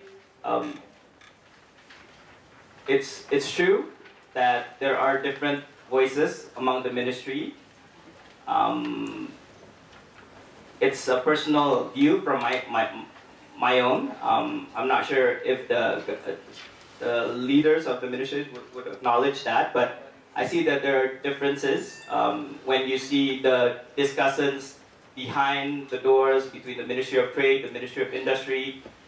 They have different positions, and that's something that the government is trying to sort out right now, probably, and hopefully with the new government, the leader would decide on which way we would go on, whether we are more inward-looking or whether we're outward-looking, whether we're for ASEAN or we're against ASEAN. But I think that decision would be something that would be more subtle. I don't think that would be like a direct disagreement towards ASEAN, direct objection towards ASEAN from the government.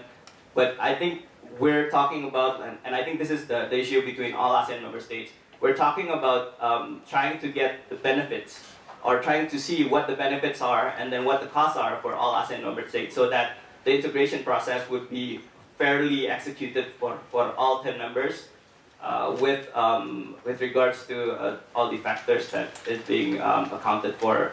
So I can't give you a clear answer on that one. That's a personal statement. But there are differences between the ministries in Indonesia. Number two, regarding information disbursement, we're having problems with the bureaucracy regarding information. There isn't a process where we come out with a very efficient, effective method of conveying information. We have all the information stored. ASEAN Secretariat has the information stored and they're ready to share it with us. But then the government process makes it really hard to do like very efficient things, which would need big investments. So what we do is smaller stakeholders or smaller town hall discussions, smaller town hall meetings across all the provinces. And you can imagine like for one ministry to tackle all the provinces in a year, how much reach that would go. That's not very efficient. And we've been trying to change the perspective or trying to change the way we conduct information sharing, but the rigidness of the government expenditure budget is very hard to overcome.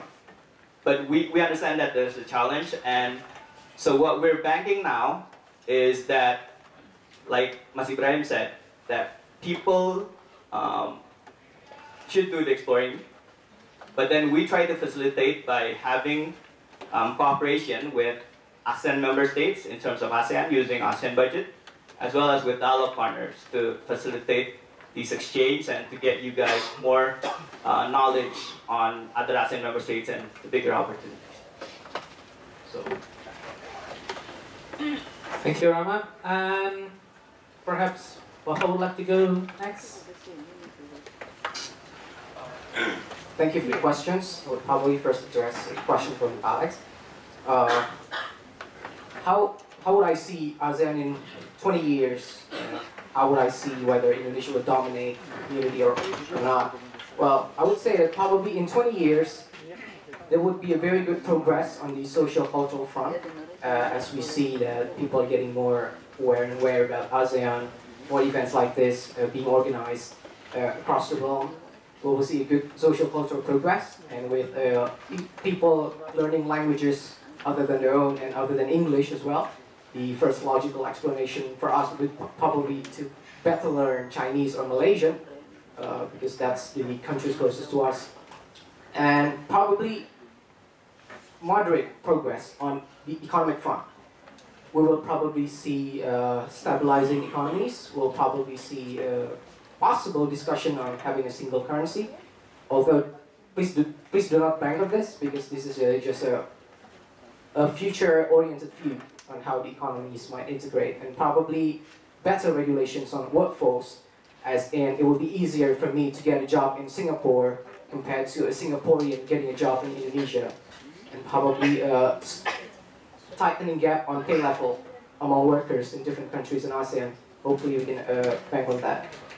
But we might see limited progress on the political and security front, because I imagine that it would be hard to get all ASEAN member states to agree on a single point of view when confronted with the larger international issues.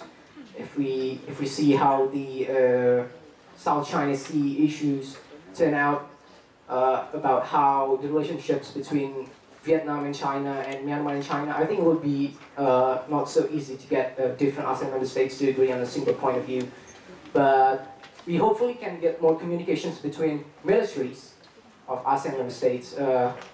As you know, if Indonesia is going to dominate economically, it's going to naturally want to dominate militarily. And we have seen that how our minister wants to sink ships who cross into our sea borders. Now that could mean both bad thing and good thing. Depends on how you see it, but I think it's very important to have a more direct communications between militaries and high-ranking political officers.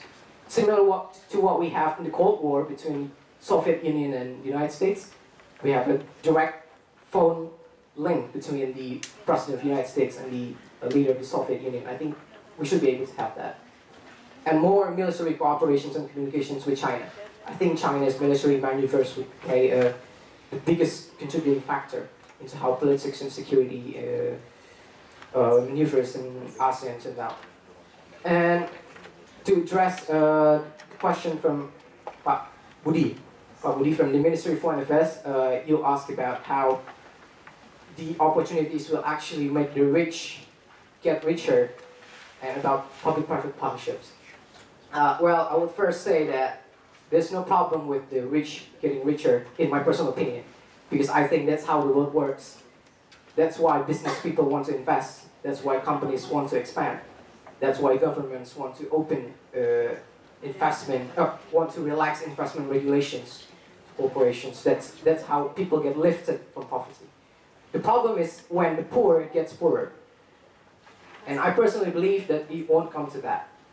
Why? Because I've seen it myself, although it has only been once, but I'm pretty sure that people everywhere experience it. The oil drilling project that I worked on last year created 1,000 jobs for Indonesians, not for other citizens of the member states of ASEAN. Why? Because the government has regulations when it comes to extracting natural resources, you have to involve local partner. That means that this foreign private corporation has to establish a PT, perseroan terbatas. That means they have to recruit local engineers.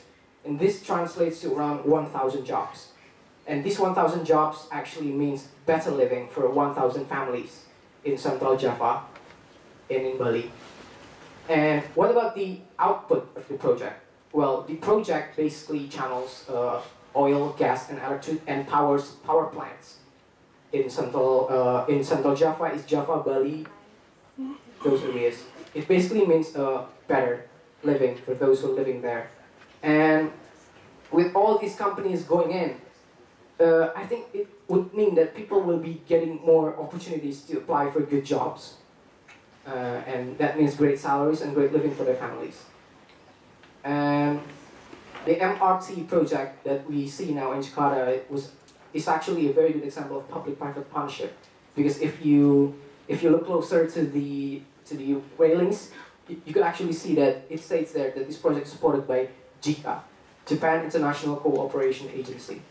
It's a cooperation between Japanese public institutions and Japanese private corporations to invest in a project in another country. So we're talking about a whole another level of public-private partnership here, international public-private partnership. And from business point of view, it is obviously a good thing to have public-private partnership. Why?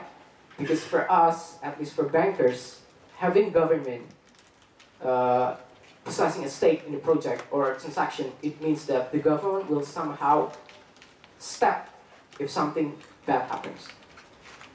If a natural disaster strikes, the government will ensure that the project moves forward because they have a stake in there. That means we can mitigate losses, possibility of losses for corporations. That also means that if the company working on the project defaults, the government will probably take it over. Will take over the project. That means continuity is guaranteed. And for banks, that's very important. That's very important. And in fact, we do have a specialized group in my bank that specializes in dealing with government institutions. So we do business strictly with municipal governments, regional banks, BPD, and also Ministry of Finance and Ministry of Defense specifically. So these are just some examples of, these are actually small examples because I know a lot of other foreign banks are doing a lot more than my bank. So yeah, that's probably my view on public-private partnership. And also, as a disclaimer, all my views here are my own, not of the Bank of Tokyo. So yeah, thank you. So I would also like to point out whether like Indonesia will succeed or dominate several ASEAN countries in 20 to 30 years later. I just want to see, I'm really optimistic actually for Indonesia because we have to be proud.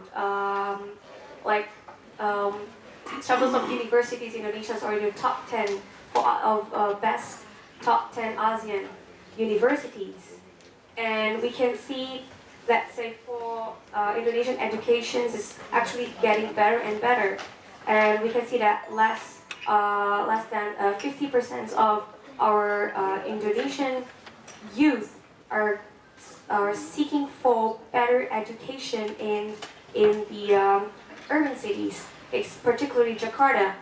And talking about media, I think the I think media really plays a very important role, especially for young people.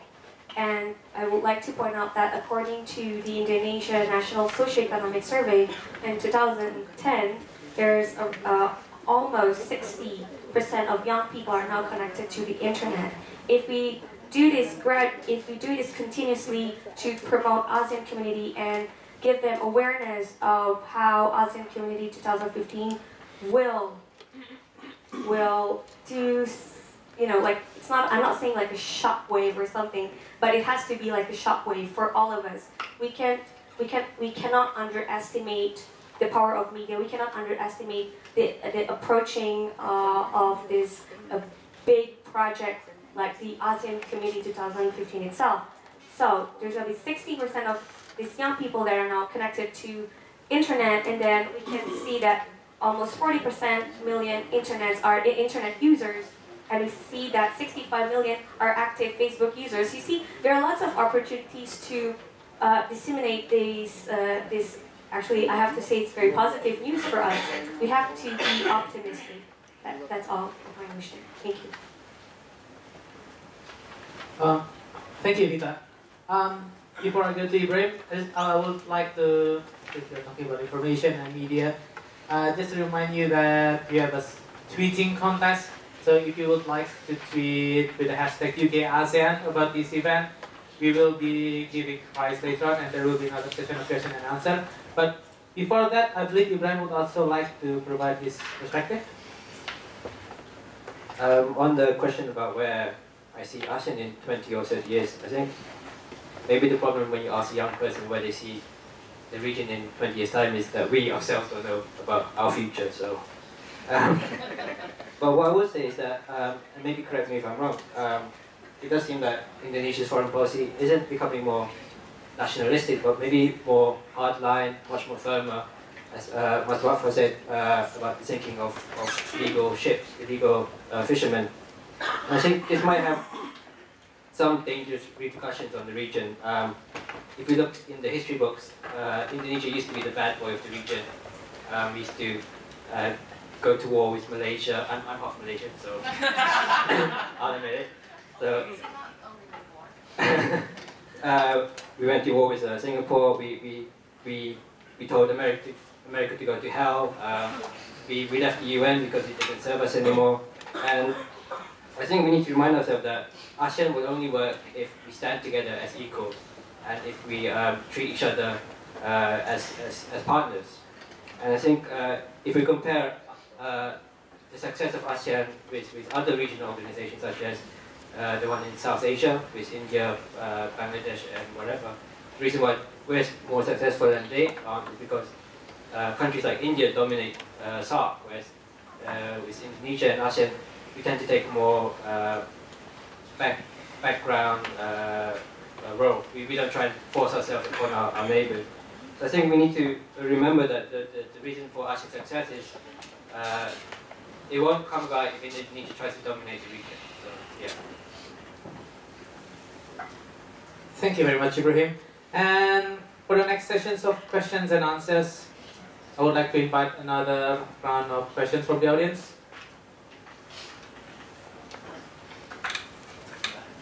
Is that a... Oh, you were scratching your head. Okay, I have one question for Peter, especially about the role of media. You mentioned that there is an increasing use of internet, and of course you also mentioned that the mainstream media isn't very much participating or actively participating in promoting ASEAN. And of course, since the Habibie Center now has a brand new exciting website, sorry, self-promotion, how do you think the civil society can use this new media platform to promote ASEAN, or even more an inclusive, people-driven ASEAN?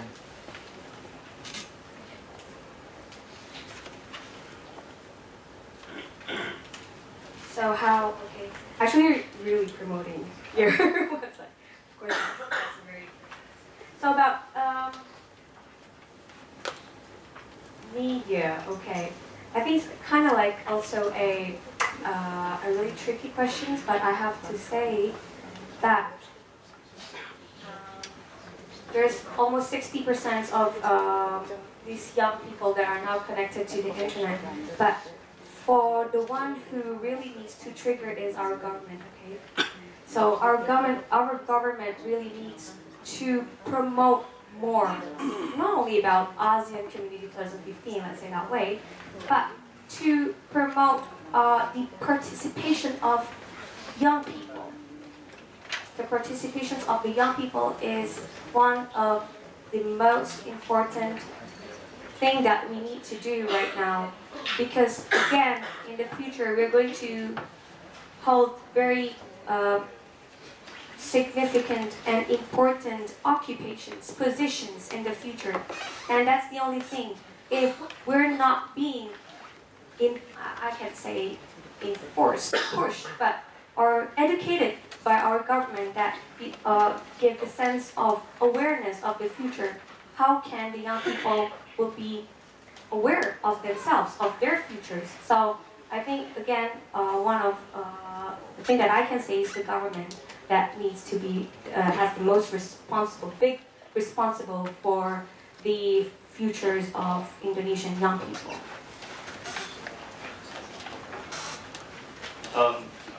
Thank you, Fika, for that suggestion. I think I'll report it to my minister as soon as I get back to office.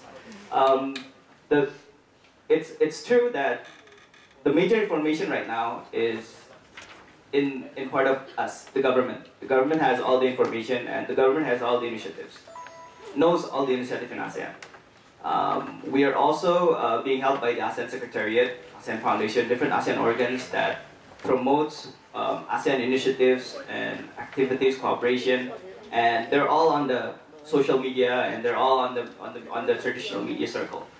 But then I think in terms of what the government needs to do, like in Indonesia, we have seen this and we have took note of good initiatives on behalf of other ASEAN member states. In Thailand, in Philippines, they've been actively going into physical promotion, going into schools, going into different civil society organizations, and they've been developing a very simple, easily to understand steps to anticipate the ASEAN community, such as one thing, we have 12 mutual recognition agreements right now.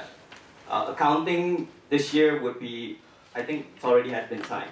So the government there, they would say something about, if you're an accountant, then you can work in other ASEAN member states with this specification, 1, 2, 3, 4. But then, in certain ASEAN member states, you have additional requirements that you need to fulfill. 1, 2, 3, 4 in different countries, because they have different regulations. We don't have a harmonized regulations yet. So I think that's the way that we need to go about. I think we need to be very simple in communicating what is needed for people to enjoy the perks of ASEAN community. And we shouldn't use like very sophisticated language anymore, because it's the people that needs to work and not the government. We don't need a government language type of approach, and we need to be like very simple, people oriented, and they need to understand what the ASEAN initiatives are all about. So that's it. Thank you, Rama. And I believe that is the last question and answer sessions.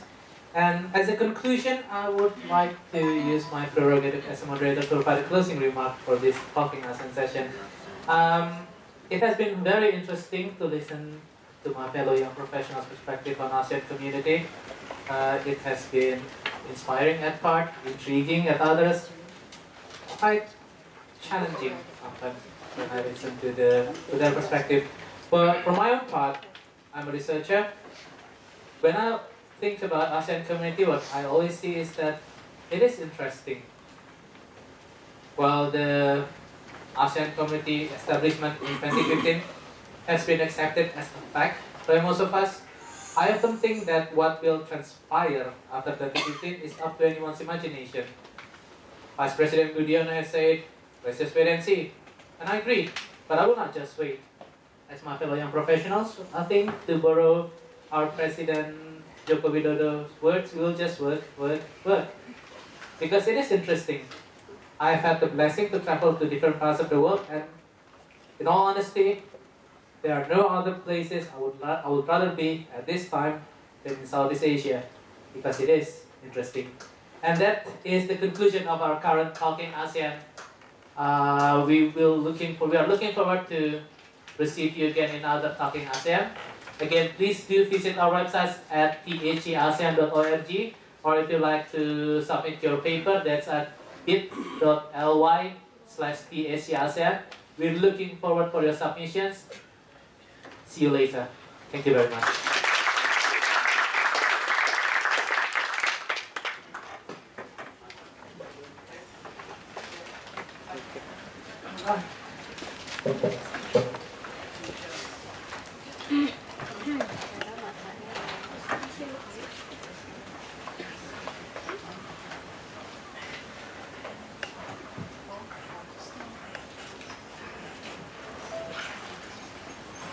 Again, I'd like to thank you to all the speakers today for sharing their experiences and involvement in the ASEAN community. I hope we can all grow together and continue to encourage and empower the youth through the awareness and continual involvement to be future leaders in the ASEAN community. At this time, we would like to invite to the podium to give closing remarks the Executive Director of the Asian Foundation, Ms. Elaine Tan.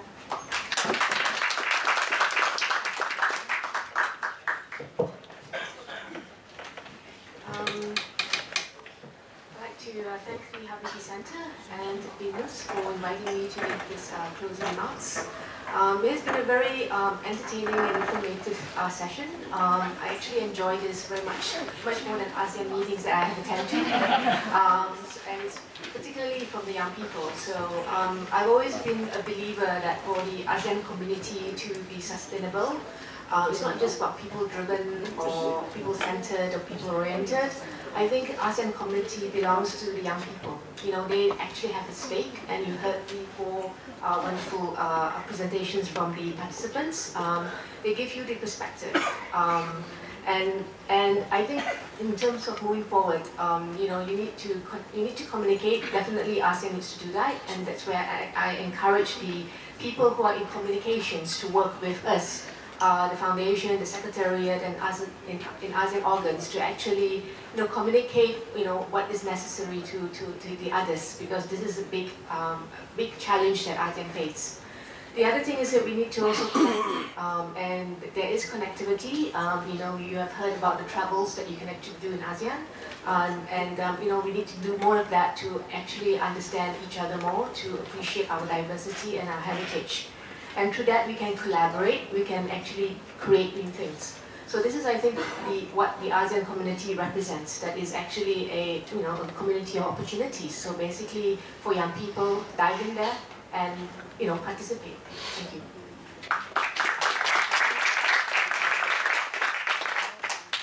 Thank you again, Ms. Elaine. Now, to give the announcement for the winners of the social media contest, can we invite up Ms. Liska Aziza? Thank you. Okay, so hi again, and maybe you've waited for so long for the winner after I read like, we got like thousands tweets. No. The first winner, and I would like to invite Miss Helen, would you mind to give the souvenirs, please, Vina, would you help? The winner is with the username at Alda Mayo. Oh, you! Can you please? And then the second one with at Beblintan. Yeah! Yay! And then the third one is at Anita Roberto. Where is?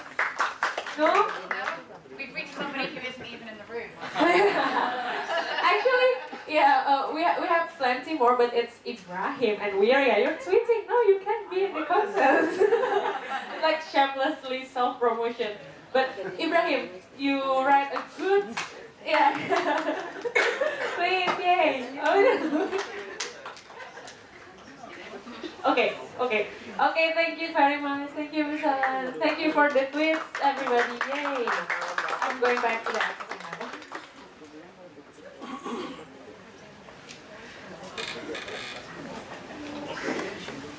Thank you, Ms. Rizka. We have come to the conclusion of today's event. Please feel free to stick around as we have refreshments outside the room doors. On behalf of Venus University International, we would like to thank all our honored guests today for attending today's session on the grand launching of the ASEAN Students Program website and the ASEAN Talk on Embracing ASEAN Community from the Youth Perspective. My name is Joshua Homie. My name is Pamela Abigail. Thank you. Thank you.